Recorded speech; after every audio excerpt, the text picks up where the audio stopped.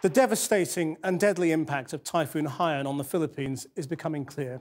Local officials fear 10,000 people have died, and the UN estimates over 300,000 have been made homeless. In the worst affected areas, relief workers are struggling to help. There is no clean water, electricity, and very little food. And some towns remain cut off 48 hours after the storm struck. To get a sense of the destruction, this is an aerial photograph of Tacloban. And this is the same area of the city after Typhoon Haiyan struck on Friday. The Interior Minister described the situation as horrific. Haiyan, which flattened up to 80% of the buildings in Tacloban and then ripped through the country, is now off the coast of Vietnam. Our chief correspondent, Alex Thompson, travelled to the disaster relief centre in Roxas City, and there are distressing pictures in this report. 4.3 million people affected now, says the UN. A third of a million displaced, and some officials talking of more than 10,000 dead. I can't think. I don't know what to do. Right now, all we can do is survive the day, but I don't know what will happen tomorrow or the day after that, or if we can continue surviving. I really don't know.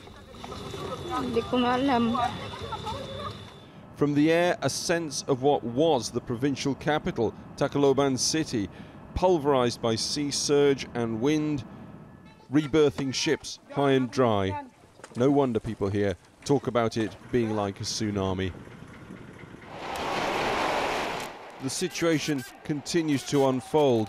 New images emerging today giving some idea of what this Category 5 super typhoon, as they're calling it, was like as it stormed in on Friday.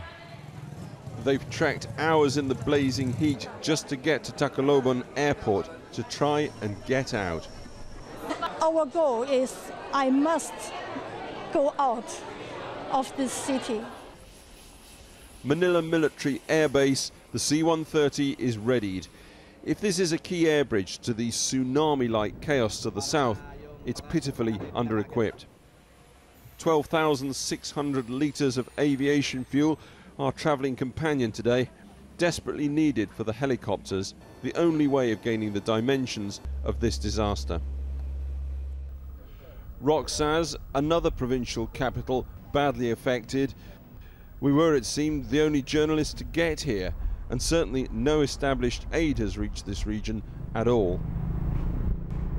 As you can see, there is a devastation in almost all places in Region 6.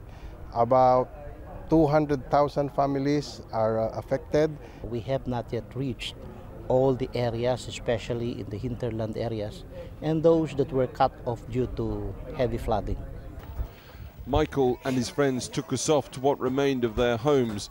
They'd been little more than slums before this storm, but home nonetheless. You have received nothing so far? So far, nothing. What do you need? Especially water, foods.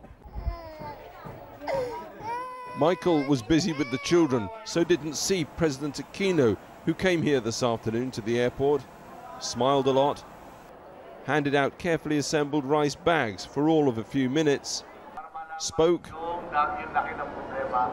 expressing his condolences and support for his people, and that was that. Motorcade out, off, and back to Manila. The water systems are badly affected, the power lines, as you can see, wiped out. And with that, all forms of modern communication as well, pretty much. And that's why it's so difficult for the government and for charities and aid organisations to simply find out how big this situation is, where the people affected are, what they need, and how they can be helped. Some are already helping themselves, repairs underway. The fishermen, back again in the Pacific, living up to the tranquility of its name. But they'll remind you here, Haiyan was simply the 24th typhoon of this season, and the season has 2 months to run. Alex Thompson, Channel 4 News, Roxas, in the central Philippines. Well, we've been speaking to one relief worker, Lynette Lim, who was in the worst-hit city of Tacloban when the storm hit. It's shattering the glass as well as ripping the roofs off. We could see across from us ceilings collapsing as well as cars being overturned. The storm lasted for a really long time. It was only 6 hours later at 11:30 a.m. that we felt it was safe enough to go outside. What we saw were patches of areas that were completely flattened, except for a few government buildings that were still standing. The roads in front of us were completely impassable due to the debris, so we couldn't go very far.